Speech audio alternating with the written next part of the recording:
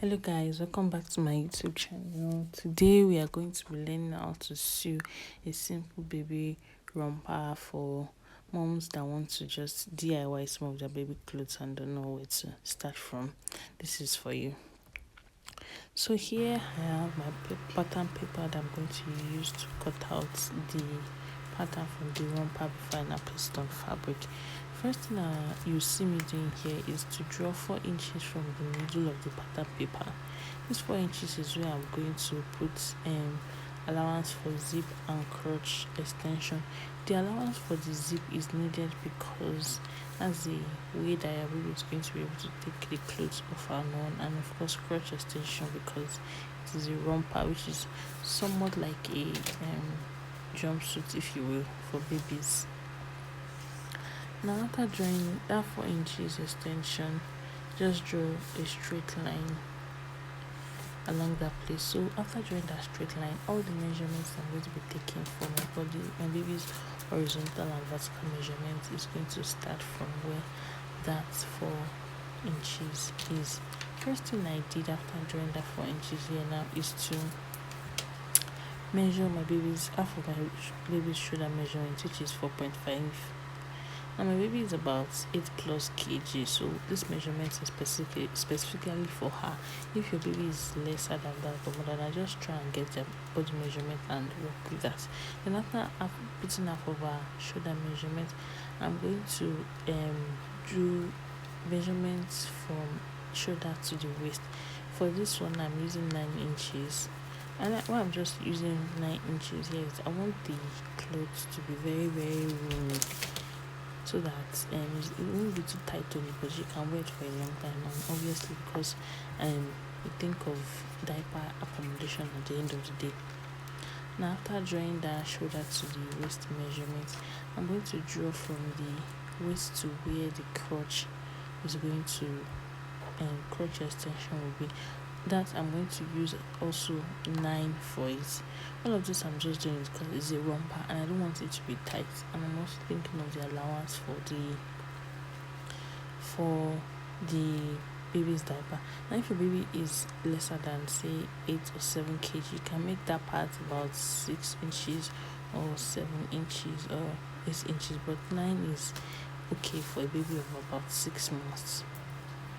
So here I'm just measuring 9 inches, and it's on that line that I'm measuring 9 inches. I'm going to put my crotch extension. Now on this pattern I made some mistakes that I wouldn't like you to make, so I'd like to just follow my instructions and you'll be sure to get the best result possible for the pattern of the romper. And the next thing I'm going to do is to measure the length of the short quote unquote part of the romper. So that's going to be how long the romper is going to be at the bottom of the crotch extension. Note that elastic I'm showing is what I'm using to create this kind of grip at the feet so that it has a stylish look. So I'm going to include that in what I'm measuring, and then I have 6 inches. So out of that 6 inches, 2 inches will be for the elastic. Now I'm going back to the shoulder, checking the shoulder measurement. Then from that shoulder measurement I go down by half an inch for the shoulder slope.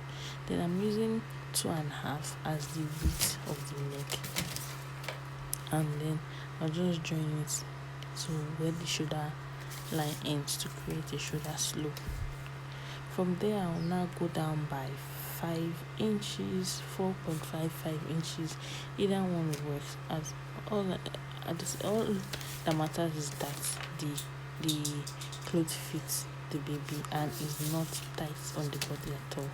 So after doing that, I'm still checking again to make sure that I have the correct measurement of the shoulder at that point in time. So I've just created the angle for the armhole. Now at this point in time I actually took a break because my baby was crying. Now I'm continuing with the measurement.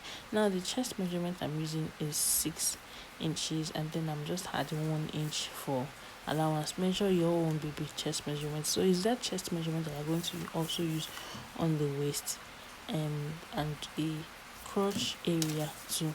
So just going to have a straight line there. Of course you have to add 1 inch or 1.5 inch just to make sure that you have allowance. Now I don't want the bottom part to be too wide, even though I'm going to add an elastic, so I just remove about 1.5 from that measurement I have at the chest. Remember, I used 6 inches plus 1 inch for allowance. So from that 7 inches, I just removed 1.5. So I'm going to have 5.5 there. Now this is where I made the mistake. I don't want you to make that mistake. From the measurements that I have of what the romper looks like, I'm going to measure out. First of all, measure out 1 inch for the zipper allowance. That's what I should have done here, but I'm not doing. So just this part, follow what I'm saying. From that major part, just measure. First of all, measure 1 inch for the zip allowance. Is after you have measured 1 inch for the zip allowance from the shoulder till the end of the pattern that you now start adding the crotch extension. So as I was drawing this house that I discovered I made that mistake, and as you're going to see, I'm going to correct. Maybe I should have actually even used a pencil for this pattern and I wouldn't have made that mistake. But here I see that this thing I'm drawing is the symmetry is not there, so I just try to correct it. So from there, just measure 1 inch like that, 1 inch from the shoulder till the end of the pattern, and that is going to form the zip allowance. So after doing that, after measuring the zip allowance, I'll now put the crotch depth. So from that 1 inch line that is zip allowance, I'll now measure the crotch depth. Now the crotch depth is going to go where the crotch line is. I'll measure 1.75 as the crotch extension. 1.75 is what I've seen in my research as standard for babies and crotch depth measurement. So crotch depth is 1.75, and here again, making another mistake. I should have joined it to the line of the zip allowance, but I made that mistake. So just trying to just correct it when I discover that is. So here I'm just cutting out the pattern,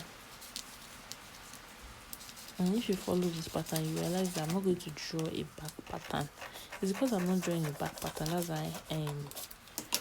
That's why I have just this one piece of paper. So here I'm not connecting the crotch depth extension to the zip allowance line, so everything makes sense now.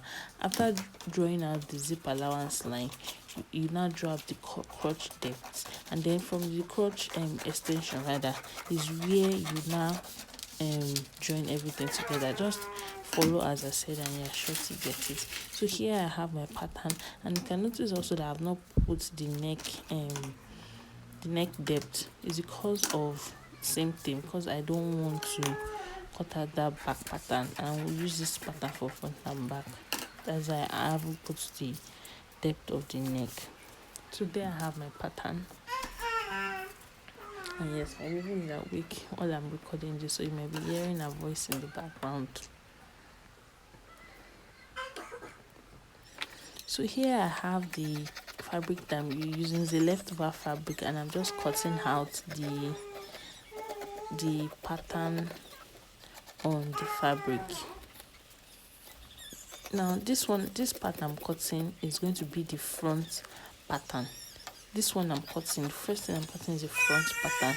It's after I've cut out the front pattern that I'll now use the same this thing to cut out the second pattern. Here I'm just cutting out the back pattern. You can see that on that crotch I extended the line on the crotch by 1 inch, and then at the bottom part, leg part, I extended it by half an inch. My fabric is not enough, so I'm cutting the front 2 parts now for the back. So I'm cutting one after the other because my fabric I'm managing it in short. Just make sure that you extend the crotch depth by 1 inch at the back, and then half an inch around the leg area. So you can just see that I'm trying to manage my fabric here. That is why I'm cutting it one after the other.